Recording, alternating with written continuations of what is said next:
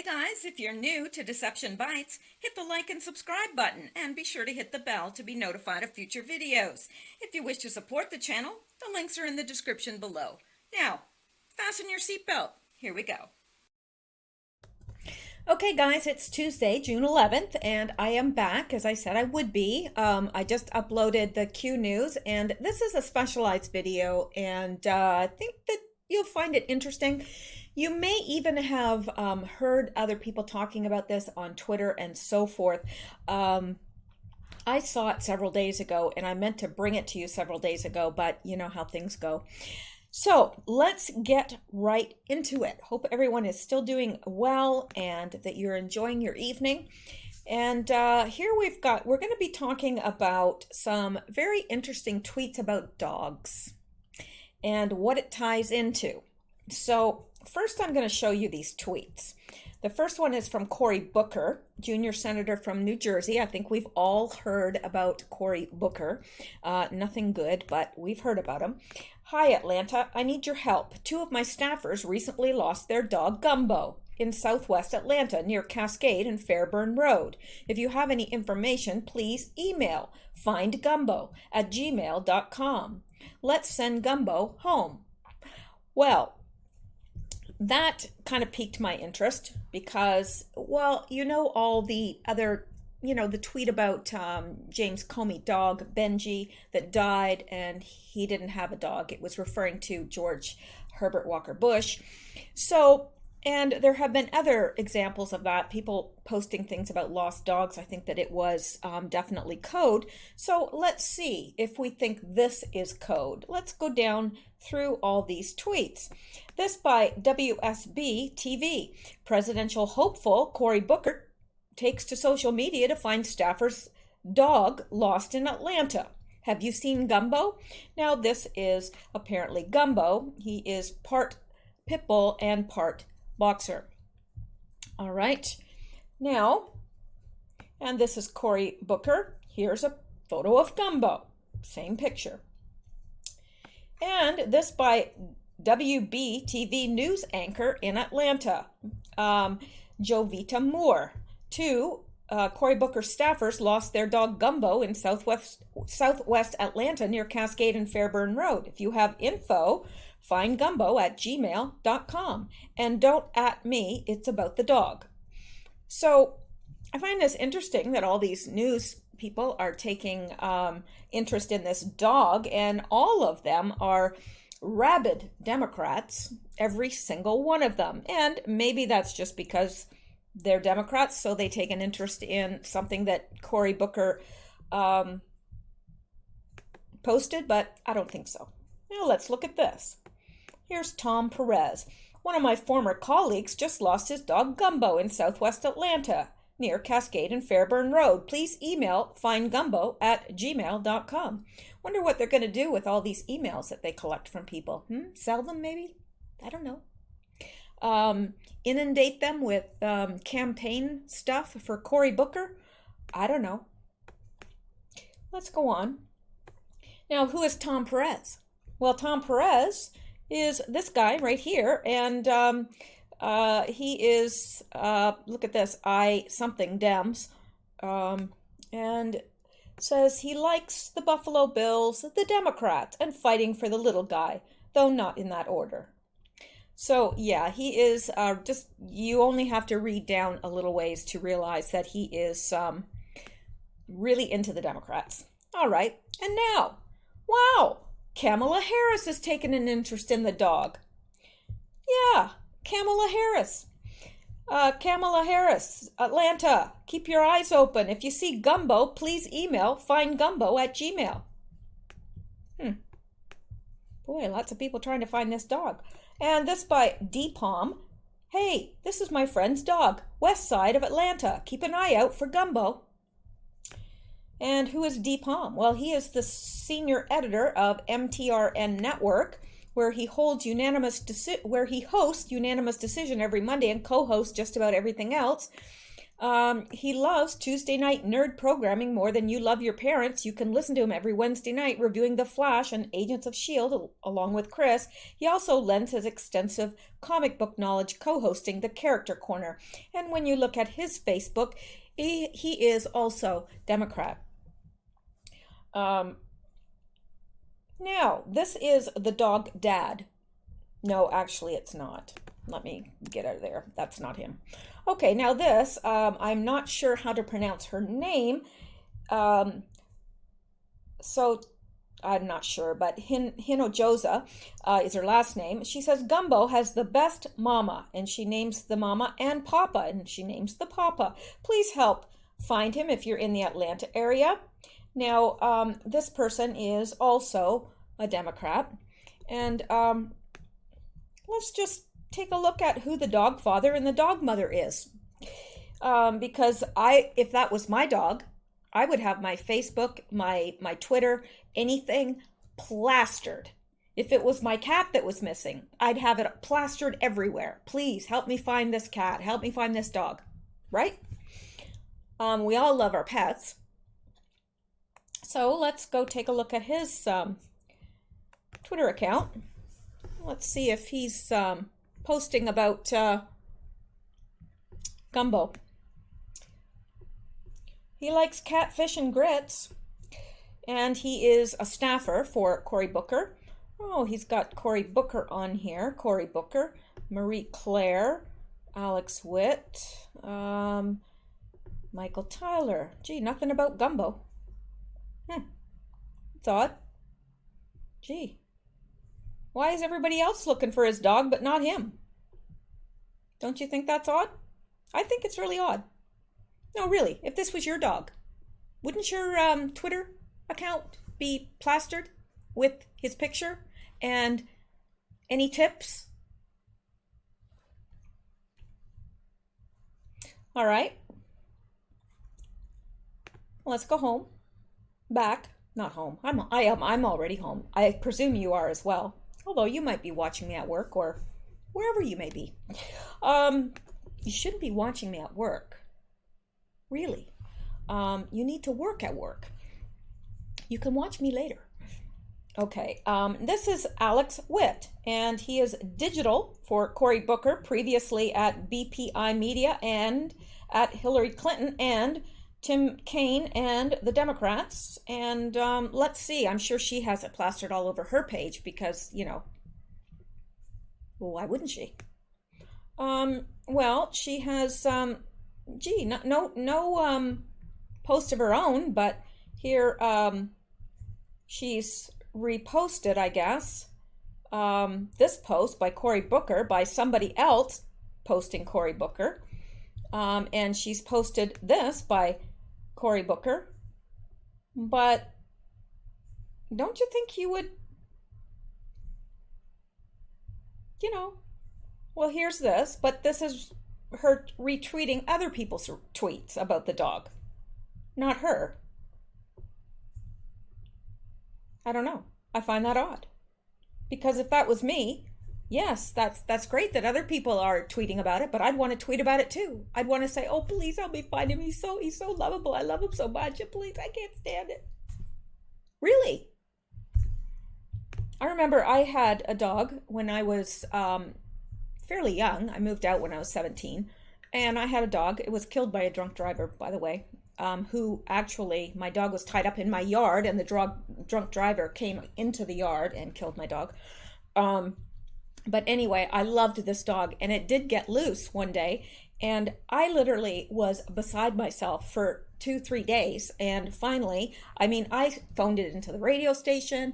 I phoned like all the vet offices in the area. I phoned the humane societies in the area. Anything I could think of doing, I did. I posted it everywhere. I mean, I was like, social media didn't exist back then. Well, maybe it did. Maybe MySpace. I don't know. I can't remember. It's a long time ago. But anyway, I mean, really, I was like beside myself. And, you know, I'd post, you know, the dog's picture and the thing all over the telephone poles. And finally, somebody did return the dog to me. And I was so relieved because I couldn't stand the fact of not knowing what had happened to him. or thinking that he was killed or somebody was misusing him. So I don't understand that. You know, if you're the dog mom, wouldn't you have it all over your Twitter page? I would think, but maybe that's just me. Okay, let's go back now. No, really, let's. Oops, wrong one. We've already covered that stuff. All right, here. Now, let's go on. I'm going somewhere with all this. This by Christine Reynolds. Atlanta, please be on the lookout for Gumbo. Christine Reynolds, who's she? She's Emily's List VP of Comms, proud Obama and Hillary alumni, Tar Heel, Marine brat, feminist, just waiting for the next basketball season. Opinions are my own. So that's her. All these Democrats real concerned about Gumbo, except the dog mother and dog father. I don't get that. And this by Rob Flaherty, and he put it to Paw Boost Alert Atlanta. And there is Gumbo wearing his multicolored collar for transgenderism, I would imagine, or maybe it's just a multicolored collar. Could be anything. Who is Rob Flaherty? Well, he is Team Beto O'Rourke. Oh, well, Beto O'Rourke is in on this now, too. Yeah. Used to be Priorities USA, Hillary Clinton, Marshalls, and Ithaca College. Walk on hope in your heart and you'll never walk alone. Well, isn't that sweet? And this by 11 Alive News. Wow, all these news stations. Let's find Gumbo on 11alive.com. Now, just think about how many dogs go missing in a city the size of Atlanta. Do you think that news places take an interest? I mean, if your dog is missing and you call up one of the news stations in Atlanta, do you think they're going to give you the time of day? No, I didn't think so. Okay. Now this from DCCC. We know working on campaigns can be hard, but it's a lot harder without your best friend. Atlanta Senator Booker's team needs help finding Gumbo. Please email findgumbo@gmail.com. Now that's the DCCC. And what is that, you say? I know you did say that. It's committed to electing Democrats to the U.S. House of Representatives. Boy, these Democrats love their dogs. Now, I know I sound a little bit whatever, hard-hearted perhaps, but I don't actually believe that there is a dog named Gumbo missing. Call me crazy, but I don't. And this, help find Gumbo, Atlantans. Corey, and this is by Serenity Now, whoever that is.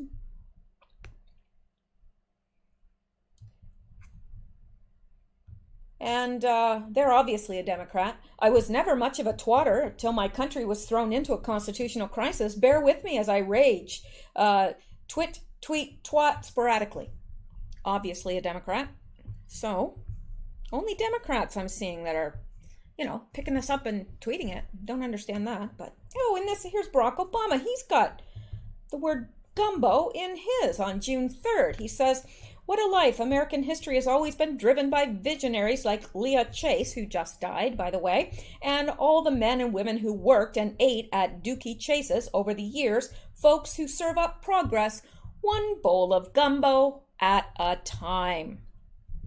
Okay, well, could be a coincidence. Sure, could be a coincidence. And she died, and she was a very famous chef in Louisiana, and she was famous for her gumbo, and I've had gumbo in New Orleans more times than I can count, because I lived in Louisiana, and I went to school in New Orleans, and took a whole lot of pictures there because I was really into photography at that time. I know, you don't care. All right.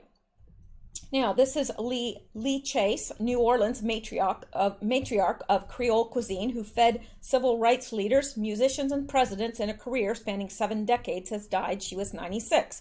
Now, nothing untoward there. I'm sure she died of whatever.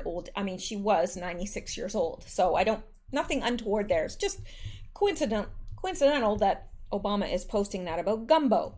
All right. Now, interestingly enough, at this time, Tony Rodden Clinton or Tony Rodham, not Rodham Clinton, Hillary's younger brother died, and we have looked at that, and I think it's very suspicious. But let's go on. I'm going to make this all make sense. I'm going to pull it all together, I promise. Now, here is somebody else quite famous or infamous that died in New Orleans.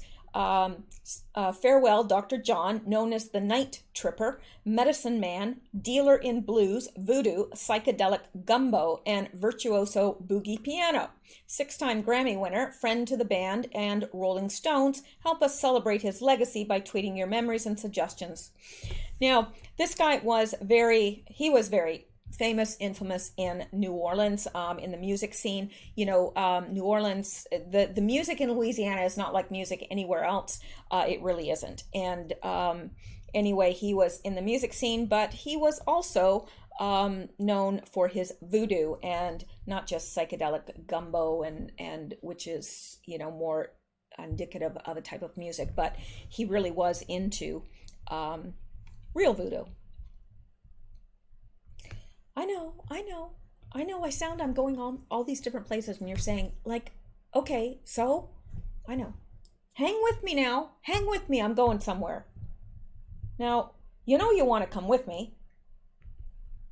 You know you do, or you wouldn't be still listening. All right. Well, here's strange gumbo rabbit trails. Okay.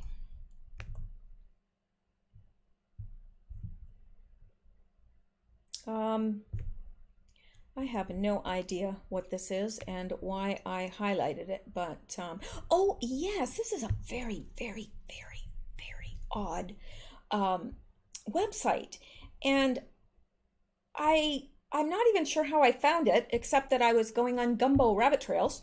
Rabbits don't like gumbo, but you know, gumbo rabbit trails are very interesting. So I found this account. It's called Hourly Quests, at highlighted NPC, joined June 2017, and they've got 17.8K tweets. That's a lot of tweets. But there's only 4 following. Why would you tweet 17.8 thousand tweets when you've only got you're only following 4 people, rather. You're following 4 people, and there's only 19 followers. You've only got 19 followers. Well, let's take a look at who his followers are, shall we? Weird people. And there seems to be a whole lot of talk about gumbo in here. But anyway, there's quantum mechanic, roller derby, and socialism with a splash of cute animals and Star Trek. We've got copacetic diabetic, bi-furious, mostly human, possible swamp beast, ultra cool stranger, I'm here to drink the wine, hackety hack, I like gophers, software developer with a passion for open source projects, and EM 25, she, they, professional illustrator and designer, plant lover, and part-time squid kid. And then family, Esquire, tiny baby lawyer, love bad movies and good video games. Tweets are not legal advice. You cannot afford me. All right. And square root of all evil. I am a tiny cactus and I believe in you. And I have no idea what this even is. It's Peleucet Palanaman lifestyle. Who knows? And Riley, historian, writer, community organizer, lefty, political type, you know the sort. I'm the bi, trans, queer agenda in a very weirdly specific direction. She, they. And Dune 2019, 26, UK, I like counting and dogs. Marketing, web design, video games, lacrosse, body positivity, mental health. She, her. Like, these are all very strange accounts. And when you go to their accounts, it's the same sort of deal. Lots and lots of tweets, not a lot of followers, not following many. Weird stuff on there.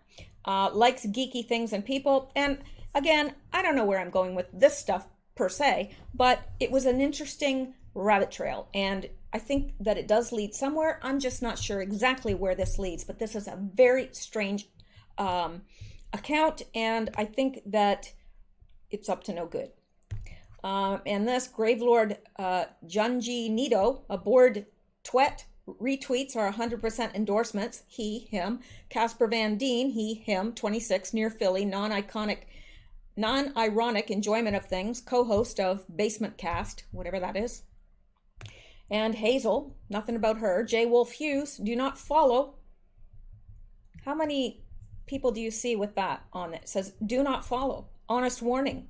ENLINFJ, well, that is his Myers-Briggs. I know that is Myers-Briggs, diagnosis. FX, he, him, Team Mystic, inscrutable to the last, consultant, editor, economist, avid gamer, return tweets, either support or mock. Right now, our government is doing things we think only other countries do. So obviously a Democrat, a moss full of owls. Hope punk, suburban flaneur, manic pixie, dream woman. So very strange followers. Rudd, Flower River Rainbow, radiomancer, producer, and Bits and Pieces. Mike Williams, and Crying in a bin. Very odd. And here we have on top, my supple limbs flutter like a butterfly. Okay, very strange if you ask me, and it's very strange that they are tweeting out tweets every hour. If you ask me, that's odd. And let me just give you, since I found this, I'm sharing it with you guys because, hey, hourly quests. Thank the gods you are here. A rouge faction of traitorous consortium of white estuary women's shadow festival is being held within 82 days. Ride of Rec Mettild. Go there or else undead army of forest people might open a portal between Academy and the Shadow Plane. And here's one more. As I'm sure you know, a portal to the Veil of Fire has opened underneath a tower. Kidnap all the duckmen that have emerged, and you shall have the answers you seek. Weird. I don't know, but they also were tweeting about Gumbo. So, let's go back now. Well, let's go back here and pick up from where I left off. All right. That I just found very odd. Okay, that probably doesn't even tie in, but it's odd, and I feel like I found people that are communicating. I don't know. It's weird. Very weird. Let me know what you think in the comments below, or if you just think this is a worthless rabbit trail that I just went on, you can let me know that too. I won't cry. Okay, and this from the Washington Examiner.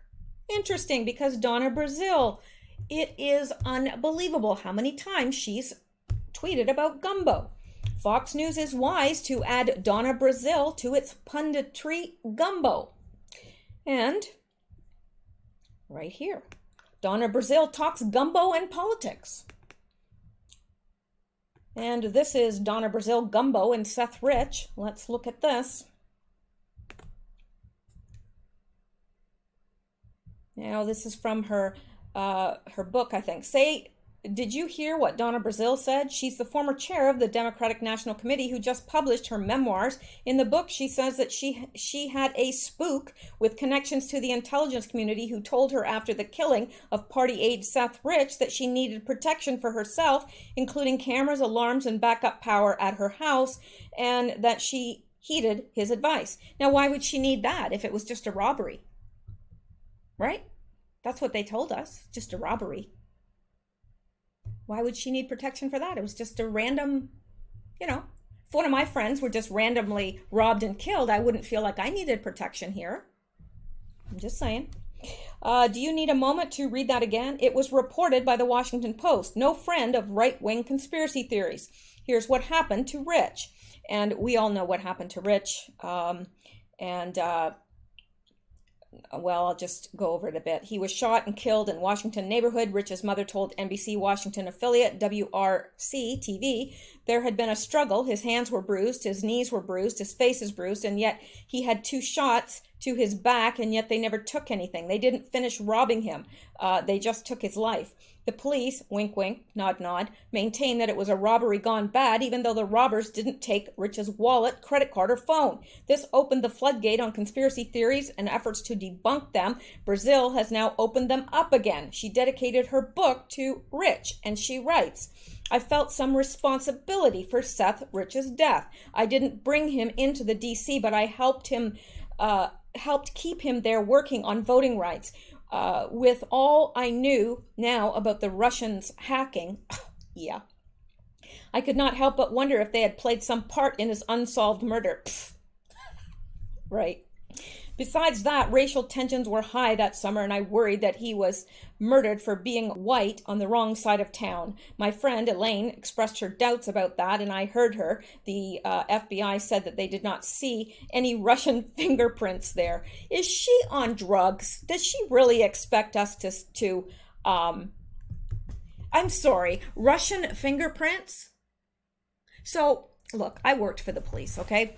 And when they're taking fingerprints, it shows up as a fingerprint. You know what? A Canadian fingerprint, a United States fingerprint, and a Russian fingerprint, they're just fingerprints. It doesn't come up, oh, this is a Russian fingerprint. Right? They didn't know who killed him, so how did they know if it's a Russian or not? See, it shows she's caught in her own lie here. She is ridiculous, absolutely ridiculous. She thinks we are all idiots. Do you need a moment to read that again? This is the chair of the Democratic National Committee. One of the more interesting conspiracy theories is that Rich leaked DNC emails or that he knew who did, and that his murder was meant to shut him up. The leaked emails were published on July 22nd, 2016, 12 days after Rich was murdered. Serious investigation strongly suggested that the emails were downloaded onto a thumb drive and not, as widely portrayed, hacked by the Russians. If you're into this kind of thing, I encourage you to read this article in The Nation, a leftist publication. And of course, there's a long-running conspiracy theory that bad things seem to happen to people who cross Bill and Hillary Clinton. Was this Rich's fate? I'm inclined to doubt it, but for whatever reason, Donna Brazil has brought it out in the open again. I don't enjoy passing along conspiracy theories, but Donna has made reading the news fun again. Can we really trust Donna? She has admitted that she used her former position as a CNN commentator to relay questions ahead of debates to Hillary Clinton during the Democratic primary. Her trickery was revealed in, you guessed it, hacked emails. Well, it's Washington. So I wanted to read that because Donna Brazil, I do believe that she knows what happened to Seth Rich. And look at what this is called, Gumbo. And this is from a chapter in her book, I do believe, Gumbo, tripping lightly on the third rails. I don't know. I just found this because I was looking for Gumbo. I don't know. It's from her book. I don't know what it's called. Her book is called, and I don't want to know because I'm not going to read it. It would be a colossal waste of time. So let's go back here. And again, I'm just on this rabbit trail of Gumbo and dog. And here, Donna Brazil talking about AOC mentions Gumbo. Oh, no wonder it's not a link. That's why I couldn't click on it. I pulled it out. Okay, here we go. You never heard me say middle of the road, he said. I've never been middle on the road on the environment. Tell her to look at my record. She'll find that nobody has been more consistent about talking on the environment and a green revolution than I have. Now, this is Donna Brazil talking, and she's talking about AOC. Brazil said Ocasio-Cortez is really hot in terms of the political conversation, specifically her Green New Deal proposal. When I say hot, I'm referring to she is putting in our political gumbo some elements, some ingredients that people are going to like and some people will not like, she said. Let's move along. More mentions of gumbo. Okay, and this from the New York Times. Donna Brazil is hard to ignore given her penchant for candor and 20 years experience in the making of Democrat Democratic presidential candidates, she feels that getting a candidate elected takes the same artful mix as cooking up a fine gumbo, and her political opinions are as fiery as Tabasco. All right, more gumbo references. Let's go down. Really, I am going somewhere, I promise. And Donna Brazil's misguided Fox News foray. Fox News is wide to add Donna Brazil to its punditry. Gumbo, my colleague Beckett Adams was right on target, saying that it was shrewd, rather, for Fox News to hire former Democratic National Committee Chairwoman Donna Brazil as a regular analyst. And now, this is interesting because we have here that Donna Brazil calls Hillary's campaign a cult. Interesting. I just thought that was interesting because there are many people out there that think that Gumbo was referencing Donna Brazil because apparently that is, well, if you go to her Twitter page and you put in Gumbo to search, you will find an inordinate amount of posts about Gumbo. And she uses it quite frequently in sentences. But what does that mean? Absolutely nothing. So, but I do find this interesting, and I did find this on my rabbit trail, so I'm going to bring it to you as I'm going down through this. I felt like it was a cult. You could not penetrate them. Ex-DNC chair Donna Brazil nails Hillary's insular campaign. Former interim Democratic National Committee chair Donna Brazil complained about Hillary Clinton's campaign on Morning Joe Wednesday. Brazil labeled the Clinton campaign a cult as she felt she couldn't do her job as DNC chair last year because they starved the party of resources. Clinton is known for keeping the same close aides from job to job, making it hard for an outsider to get in. Now, I just wanted to, I'm not going to get into all of this, but I just think it's interesting because, you know, on one hand, it seems like, you know, Hillary Clinton and Donna Brazil are like this because now it was Donna Brazil that was giving Hillary Clinton the answers in advance or the questions in advance of the, you know, when they were debating in the presidential, the 2016 presidential election, they were during the you know, debates and so forth. Donna Brazil was giving Hillary Clinton the questions, which gave her a massive advantage. But here, she's saying it was like a cult. Interesting. Okay, well, let's go back now.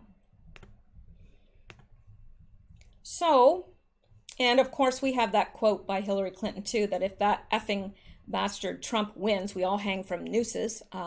People heard her say that. And here we have Hillary Clinton. She wanted to stick pins into voodoo dolls of her critics. Now, this is interesting because Hillary Clinton is into voodoo. Now, I know what you're saying. You're saying, oh, come on. Hang on. Okay, first we're going to look at this. American Thinker, a new book by Donna Brazil, the former interim woman of the Democratic National Committee, has been making headlines for its controversial claims about the 2016 presidential election and the Hillary Clinton campaign, but the provocative points start even before the first chapter, as Brazil reportedly dedicated the book in part to Seth Rich, the DNC staffer whose murder launched a conspiracy theory. Axios reported on Sunday that the book's dedication reads, "In loving member of my father, Lionel Brazil Sr., my beloved sister, Sheila can't pronounce that last name, my fearless uncle, Nat, Floyd, and Douglas, Harlem's finest, my aunt, Lucille, my friend and mentor, David Kaufman, my DNC colleague and patriot, Seth Rich, and my beloved Pomeranian, Chip, Joshua, Marvin Brazil, Booty Wipes, I miss you all." Rich appears elsewhere in Brazil's book, as the Post reported earlier in the weekend. She wrote that Rich's murder haunted her and that she'd installed surveillance cameras at her home and would keep the blinds in her office window closed so she could not be seen by snipers. Why would she think that she was a target? Why? Doesn't that sound a little bit strange? I mean, after all, it was just a robbery, right? So she did that so she couldn't be seen by snipers, according to the Post. Brazil talked about Rich on ABC News this week with George Stephanopoulos. That's right, I said Stephanopoulos. On Sunday, almost as fun as Papadopoulos. On Sunday, she told the host about her critics. They don't know what it's like to be over the DNC during this hacking. They don't know what it's like to bury a child. I did. Seth Rich. Well, Seth Rich was not her child, so I think that that's a little bit over the top and ridiculous, if you ask me, and very insulting to his own mother. Now, here's another theory, okay? Apparently, Tony Rodham his nickname was Gumbo. Now, I don't for a minute believe that there was a lost dog named Gumbo. Do you know what a dog is in prison terms? It's somebody who rats out somebody else. You're a dog. If you talk to the police, you're a dog. So taking that in context, all these posts about dogs, you know, how James Comey said his dog had died, and are these people that have talked to the police and they needed to be dealt with? Now, when Hillary said about Tony, he didn't say Tony died or he passed away. He said, we've lost him. Interesting. We've lost him. Now, has he been taken into witness protection? I don't know. But they haven't even released a cause of death. And her emails did not sound at all sincere, as if he had truly passed away. You would think that you would, if that was, well, my brother did pass away very, very early, but, you would obviously say, we're not sure of the cause of death yet, but it doesn't appear to be foul play, or whatever. You would say something.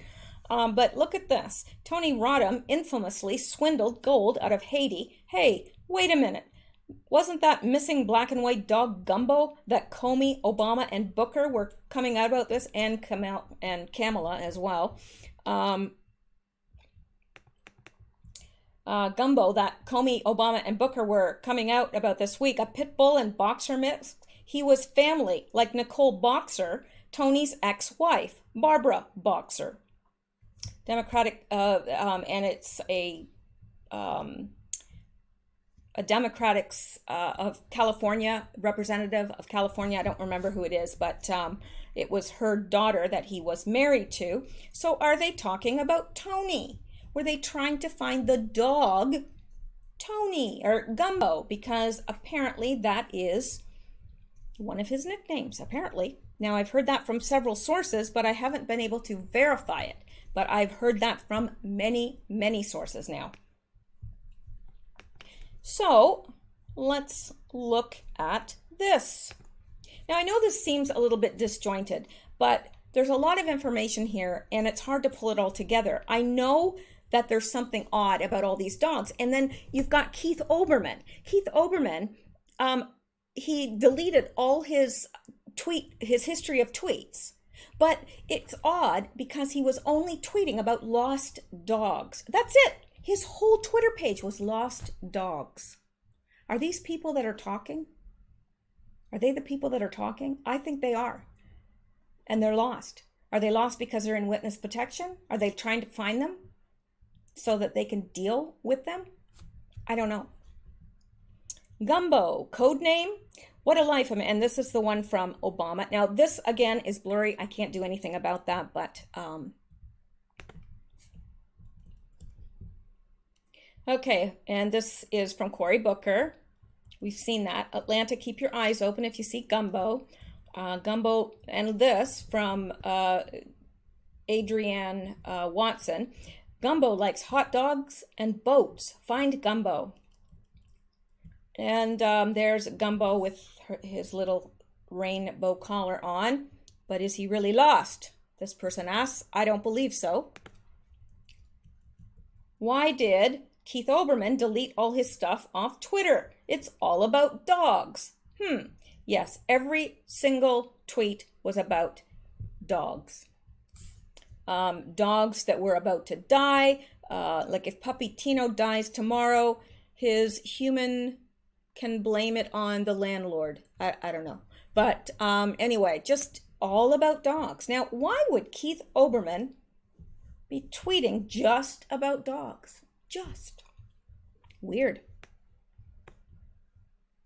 And just as it takes many ingredients to make a good gumbo, it will require listening to many voices before we are able to move forward as one people. Now, who was that said that? I think that was Donna Brazil. Looking up Donna Brazil and gumbo. Let me see if I can. Brazil, Alexandria Ocasio-Cortez is the hot sauce in the Democratic Party gumbo. Brazil, and that's the same thing.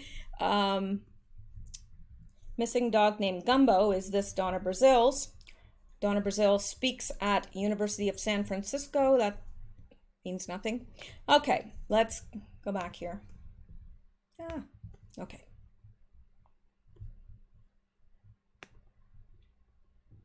And there's more of that. Now, this from Corey Diggs. Excellent website, Corey Diggs. She does really deep digs and is a very good, I assume it's a her, I don't know, but does really good digs. Anyway, she says, 1, all 4 of these cases have happened in the past few days. 2 former senators shot dead in their homes, 1 in Arkansas and 1 in Oklahoma. New York Police Department chief allegedly shot himself just days before retirement. Yeah, just days before retirement to a six-figure salary that he would get in retirement. And he kills himself? I don't think so. And New York Police Department detective is now missing, and he was later found shot as well. Suicide, they say. And yeah, why would and this person is bringing up a very valid point. He was just about to retire. Who kills themselves right before they retire? No one. And this is the people that, this is the detective they were searching for at that time. He was later found dead by a gunshot wound. And Corey Lynn says, am I suspicious? Absolutely. We are waiting to hear on the former senator of Oklahoma as to whether it was self-inflicted or homicide, and it was homicide. Right now, with everything going on, both are plausible. May all of these people rest in peace, and I hope that they will find the New York Police Department detective. Well, they did, and it was too late. And he was found at Brooklyn Beach. So, yeah, this just more...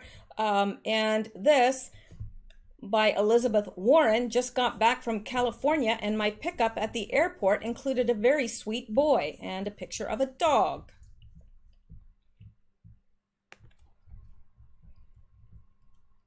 Interesting.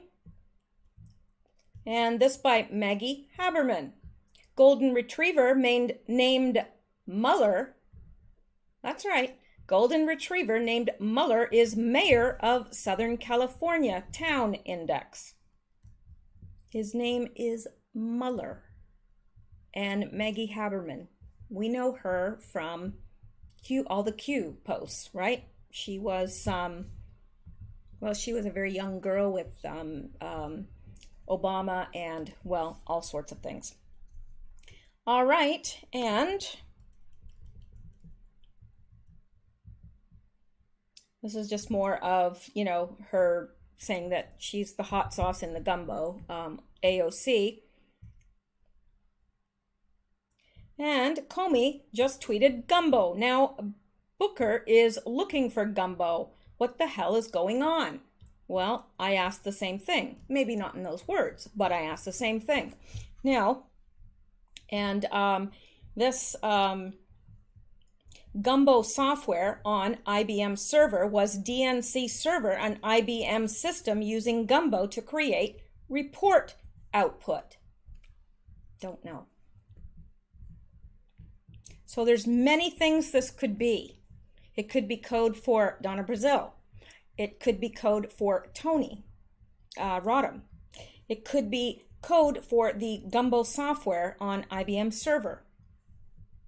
We don't know. So that's very interesting, I think. Maybe you don't find it interesting. I do. I don't. I wish I could say something conclusively, but I can't. But I do want to get to this because there seems to be, in finding all this and looking through all this, there seems to be a connection between the Clintons and voodoo. How odd. How truly odd.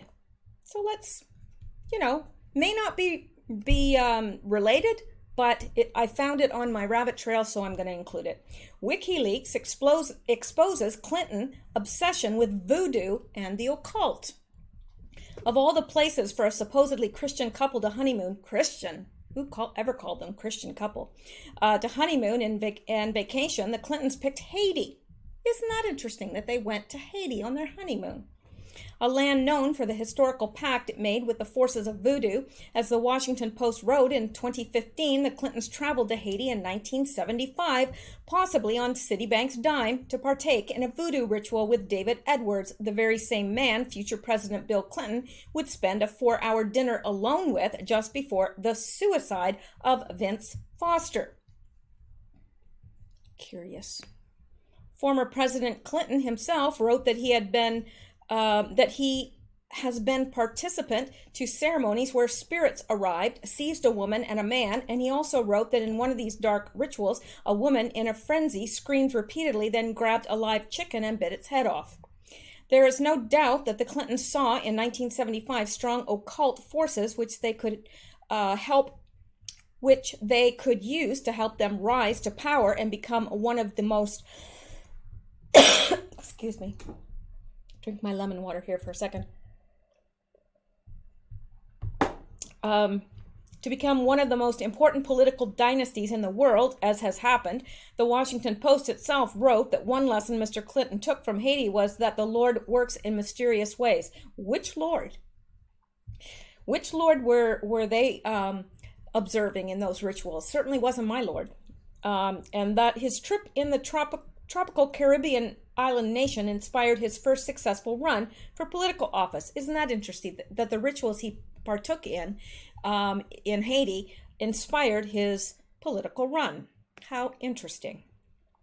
Reports are that the Clintons attended voodoo and ceremonies each time they felt their status or position was imperiled. As WND hinted in 1998, part of the reason for Mr. Clinton's overthrow of Haitian President Jean Bertrand Aristide was due to the powerful grip the Haitian priest had on Clinton's psyche through the power of voodoo. Newly leaked emails by WikiLeaks seem to indicate that to the Clintons, their trips to Haiti were more than just vacations for profit, that the woman who may be the next leader of the free world is not, now this is an older article, she's not going to be the leader of the free world, thank you, Lord, is not Christian and instead believes in casting spells and sacrificing animals and possibly children. While the American people head to the polls in the belief that their leaders uphold democracy and Republican principles, we may instead learn that we could be putting into power a person who adheres to sorcery and the dark arts. Well, yeah, we know that. We absolutely know that. Now, let's look at this now.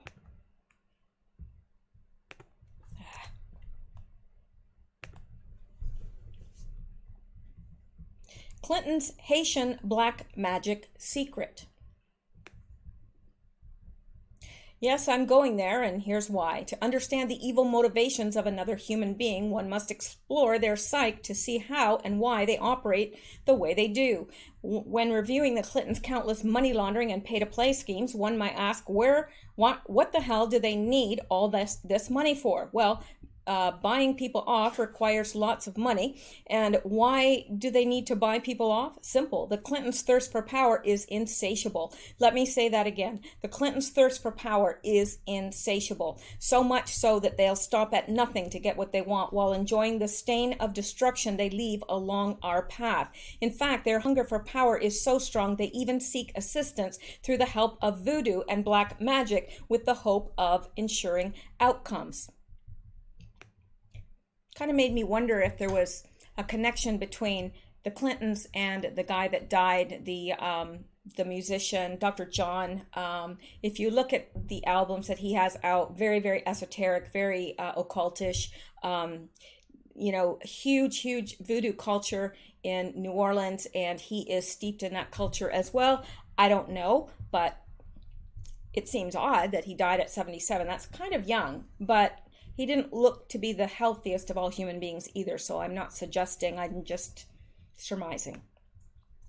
Some may already be aware of Bill and Hillary Clinton's experience with voodoo from the passage in Bill Clinton's memoir, My Life. However, I don't believe anyone is aware of their dark secret regarding the former president of Haiti, Jean-Bertrand Aristide, and his black magic. Did someone say secret? Shh.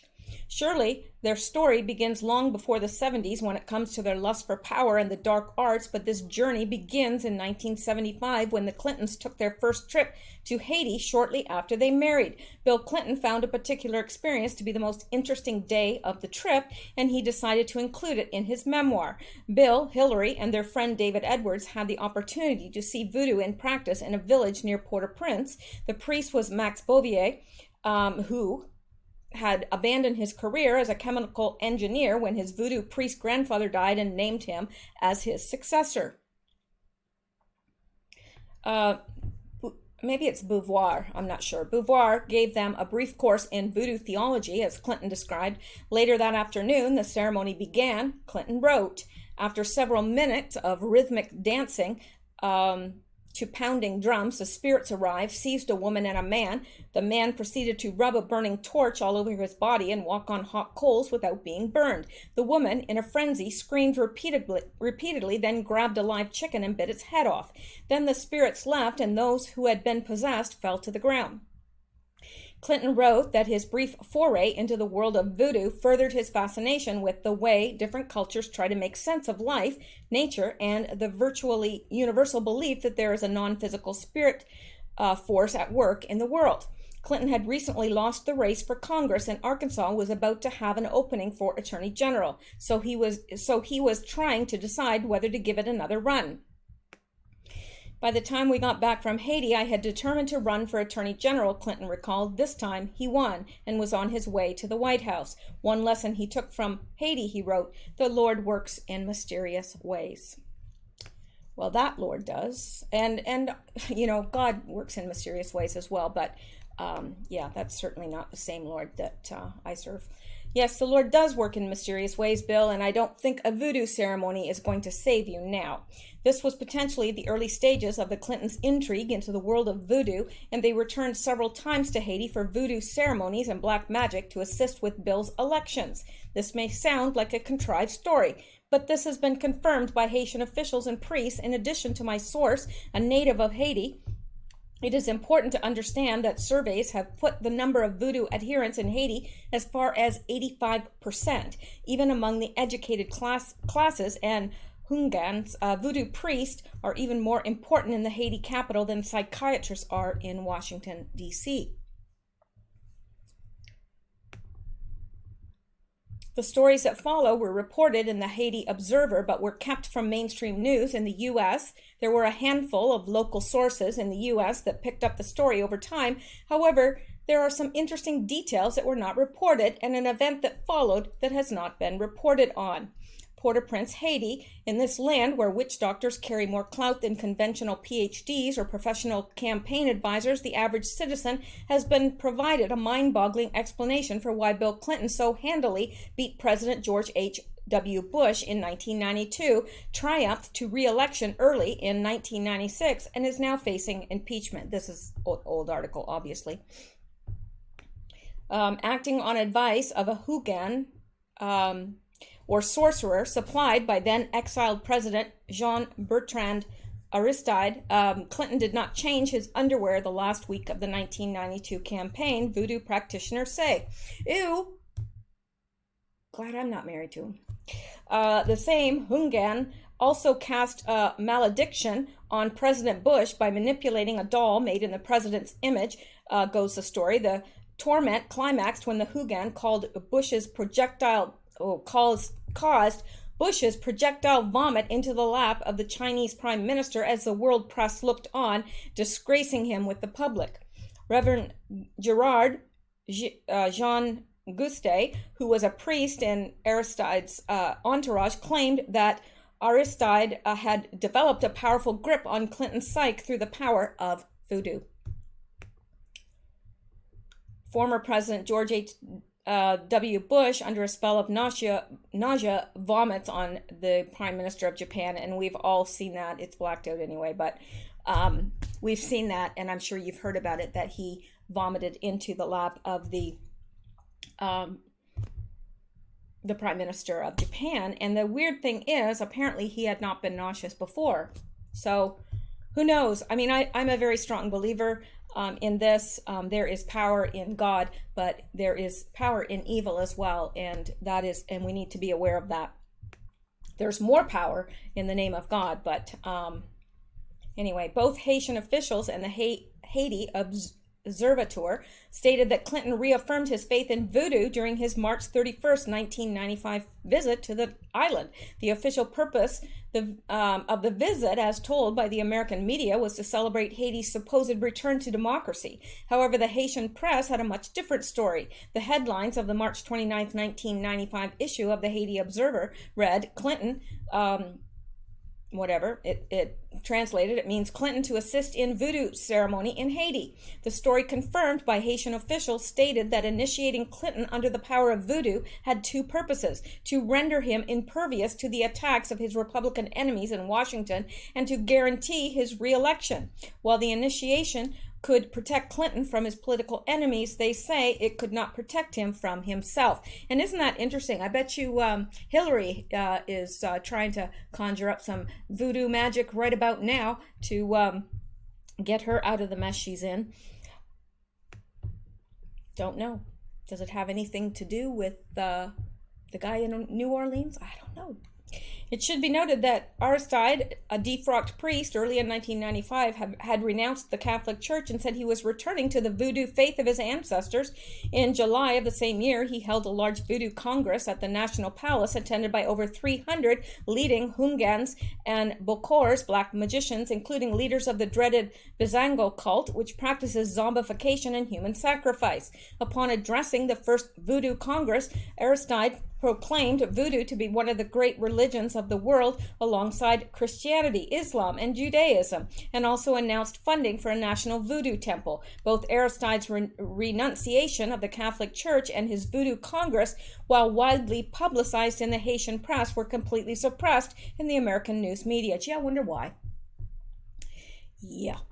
In the days leading up to the Clintons' visit, according to sources in Haiti, many occult preparations took place. They were intended not only to grant Clinton the power to overcome the challenges facing his presidency and defeat the Whitewater investigations, but also give Aristide the power to continue to control Clinton. One account that circulated in Port-au-Prince is that when Aristide dedicated the secret well before Clinton's visit, that he shed the blood of a newborn infant in gratitude to the gods whom he believed allowed his return to power.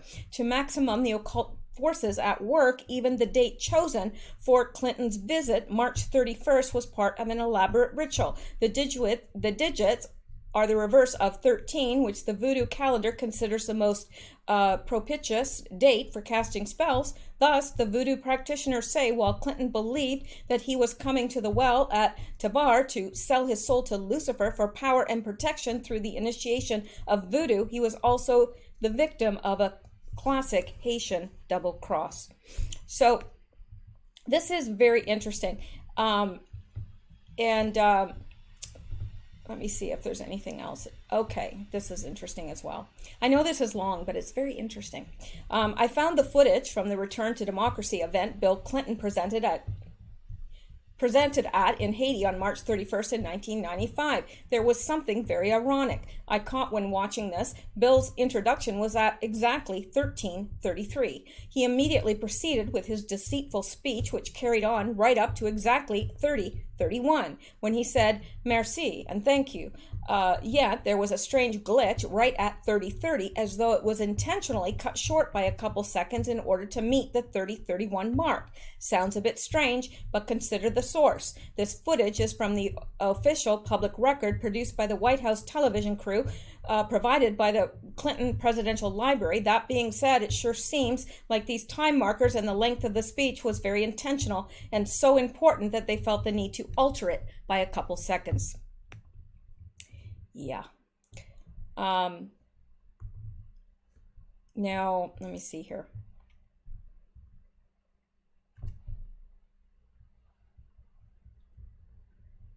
I'm just seeing if there's anything else. I mean, it's very, very long article.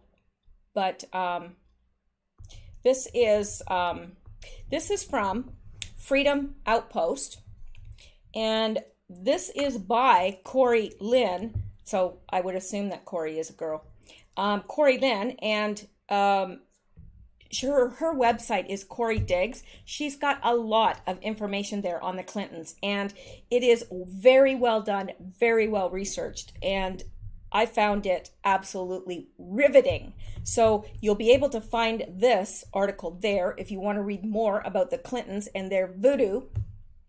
Yeah, and there's a quote of Hillary somewhere saying she wanted to make voodoo dolls of someone and stick pins in it.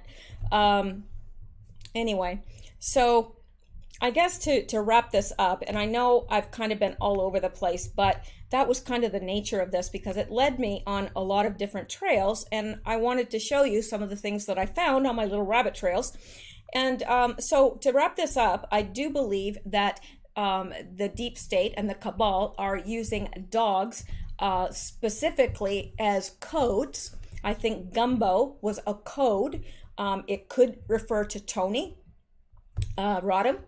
It could pertain to Donna Brazil, or it might pertain to something totally different. I don't know. Tell me what you guys think in the comments below. And I think that I have probably bent your ear for long enough tonight. I've talked your hind leg off, but I did want to get to this. I do think it's important because the more we learn how they're communicating with each other, because their communications are cut off. All their official communication lines are cut off. So this is what they have left. So I don't know, but tell me what you guys think in the comments below, or do you think that this was just one big giant rabbit trail and means nothing? Just let me know, and I will be back tomorrow, and I hope that you will join me because I miss y'all when you're not here. Really, I do. I wish I could cook you up a big pot of gumbo. No, I don't. I actually don't really like gumbo, to tell you the truth. So, all right, that's it, and I will sign off for the night, and I am well ready to sign off. It's now 12:14. It's the start of a brand new day, and may this day be better than the last. Okay, good night.